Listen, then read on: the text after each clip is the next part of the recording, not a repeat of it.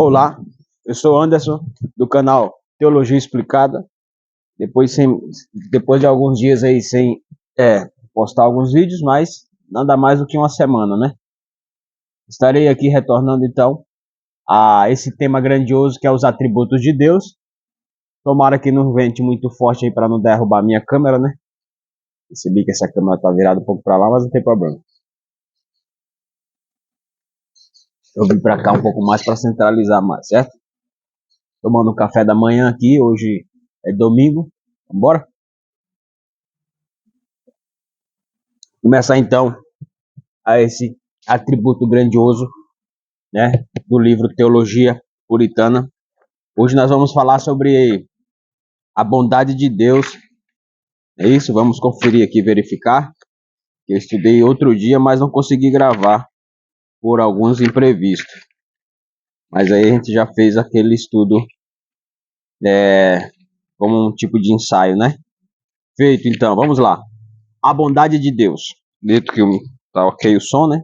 Apesar da distância. Vamos lá, vamos começar aqui para depois tomar mais um cafezinho antes que ele esfrie, né? Vou tomar mais um aqui antes.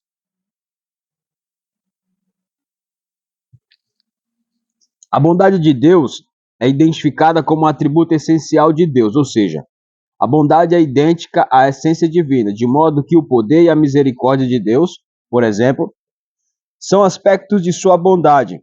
Deus é bom, bom em sua essência, de sorte que o que quer que seja bondade perfeita é Deus.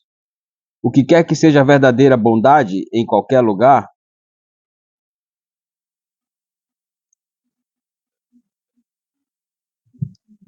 o que quer que seja bondade perfeita é Deus. O que quer que seja verdadeira bondade em qualquer criatura é uma semelhança de Deus, certo?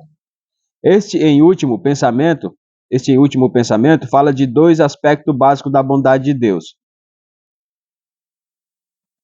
Este último pensamento fala de dois aspectos básicos da bondade de Deus. O primeiro diz respeito à bondade essencial de Deus.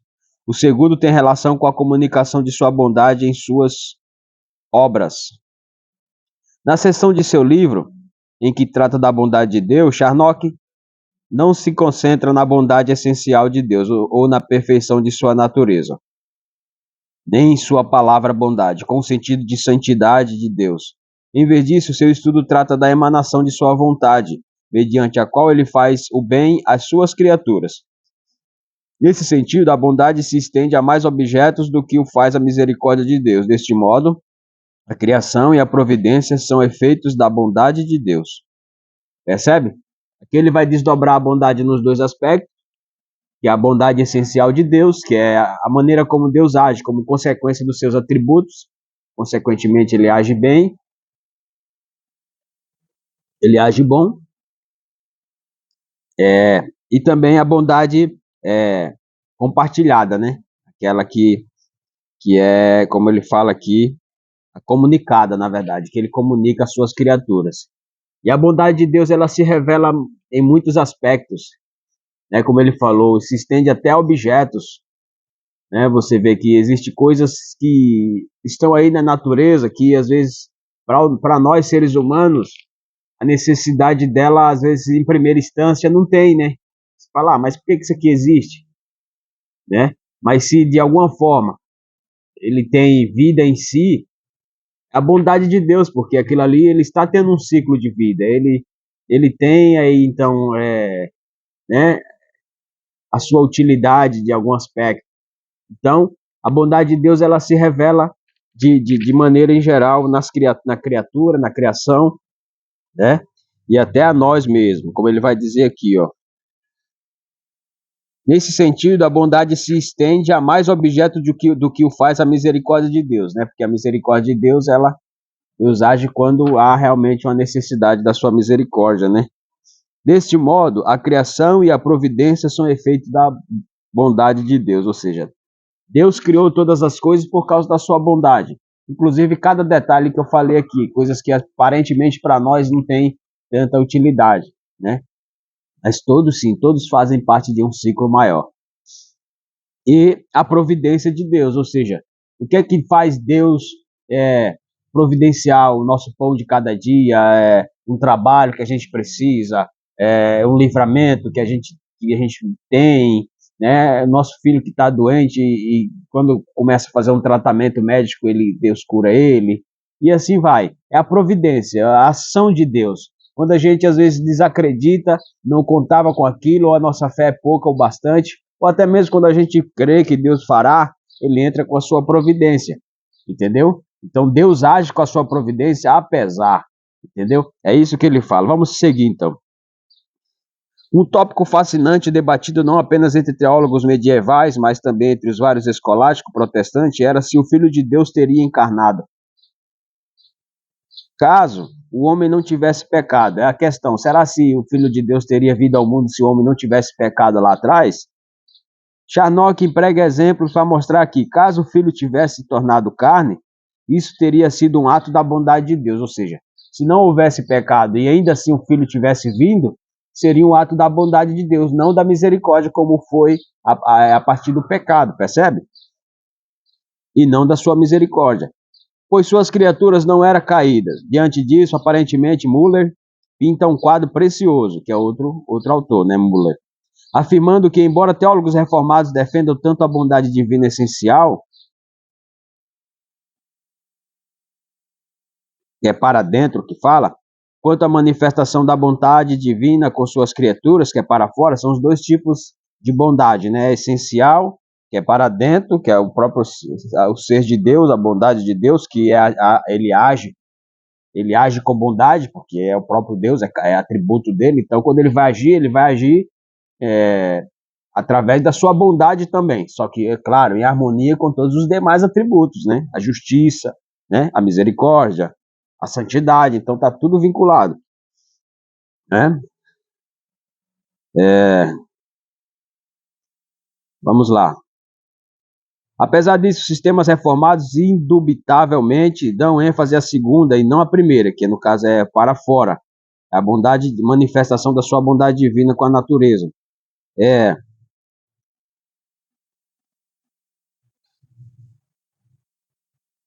Vamos verificar aqui.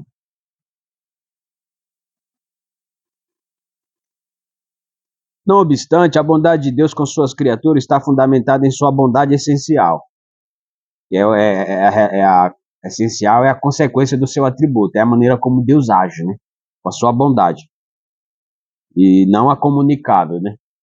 E a segunda parte é a comunicável, que revela em nós a bondade de Deus através do Filho, né? Tipo, a gente olha para Jesus e fala, não, eu quero ser bom como Jesus, né? Então vamos lá. Charnock afirma que os atributos de Deus são abarcados por sua bondade, tá vendo? Portanto, Deus é bom por sua própria essência. Ademais, como consequência, tudo que Deus criou era bom. E assim, qualquer coisa boa que exista na criatura é algo que vem de Deus. Contudo, a bondade não é uma qualidade em Deus, mas uma natureza, seu atributo, entendeu? Não uma disposição de mente. Ah, hoje Deus está bom, amanhã ele não, ontem ele não estava bom, mas hoje ele está bom. Não é isso, né?